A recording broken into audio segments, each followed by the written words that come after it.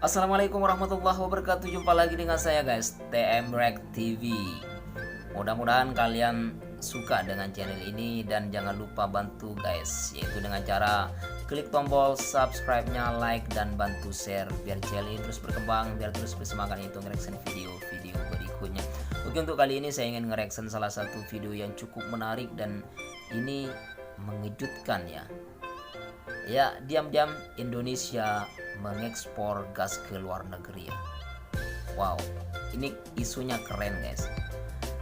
Ya, kita tahu biasanya orang mengekspor itu di negara sendiri sudah lebih ya. Ini tidak. Di negara sendiri kekurangan yaitu gas LPG. Malah secara diam-diam pemerintah mengekspor ke luar negara guys. Wow, apa dampak dari semua ini? Ya, rakyat kesusahan. Wow, ini sangat menarik. Langsung saja kita tonton videonya seperti apa. Let's go.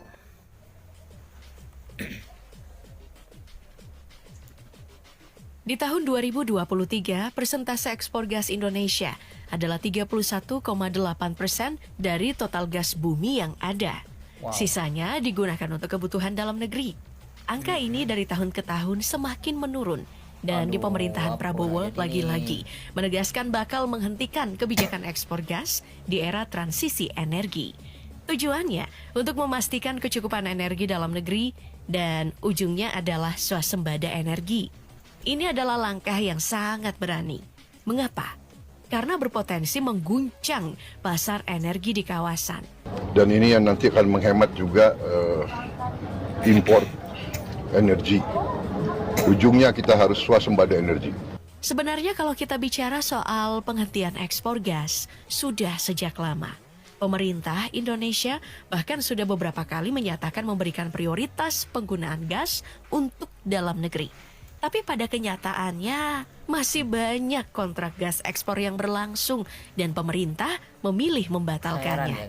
Dan juga ekspor gas yang ada selama ini hampir semuanya berasal dari kontrak-kontrak terdahulu yang berasal dari 2 kilang LNG terbesar di tanah air, yaitu Kilang Badak LNG di Bontang, Kalimantan Timur, serta dari Tangguh di Papua.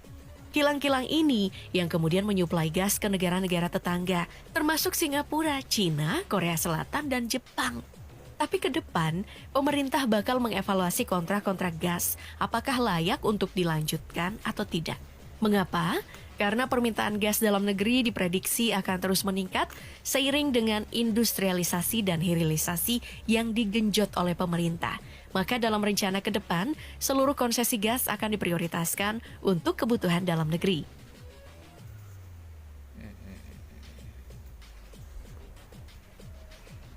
Keputusan yang diambil untuk menghentikan ekspor gas ini langsung membuat sejumlah trader gas internasional jadi cukup gelisah dan resah.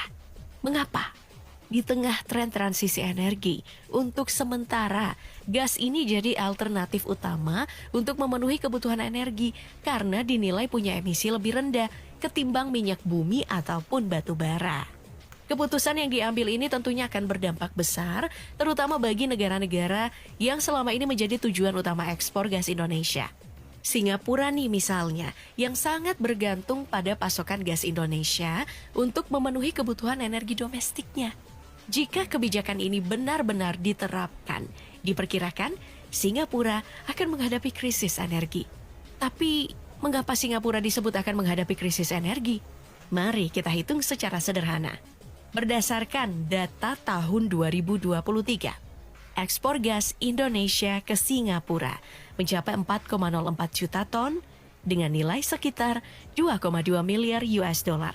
Secara persentase, konsumsi gas alam Singapura untuk sumber energi pembangkit listrik dan kebutuhan lainnya sekitar 60%-nya itu merupakan pasokan dari Indonesia. Ini nih soalnya, Singapura membelinya dengan harga yang lebih murah daripada harga jual konsumsi di dalam negeri kita sendiri. Selain Singapura, seperti yang sudah disebutkan tadi, negara-negara besar seperti Cina, Korea Selatan, dan Jepang yang juga menjadi konsumen utama gas Indonesia dipastikan akan merasakan dampaknya. Ekspor gas Indonesia ke negara-negara tersebut selama ini mencapai jutaan ton per tahun. Pada posisi lain, Malaysia meski punya sumber daya energi sendiri, namun tetap menjadikan pasokan energi dari Indonesia sebagai bagian dari kebijakan energi nasionalnya. Dan jika kebijakan ini benar-benar diterapkan, negara-negara tadi harus segera mencari alternatif demi mencapai swasembada energi dalam waktu secepatnya. Sebenarnya ada beberapa pilihan yang bisa diambil Singapura dan negara-negara lainnya untuk menyiasati pasokan dari Indonesia. Pertama, mengimpor dari Australia. Mengingat Australia ini adalah negara pengekspor gas terbesar di dunia. Cuma yang jadi soal, harga gas Indonesia masih lebih murah jika dibandingkan dengan Australia. Lalu pilihan yang kedua, membangun infrastruktur baru yang tentunya akan butuh waktu yang lama. Maka jalan yang paling rasional adalah melakukan negosiasi ulang dengan Indonesia.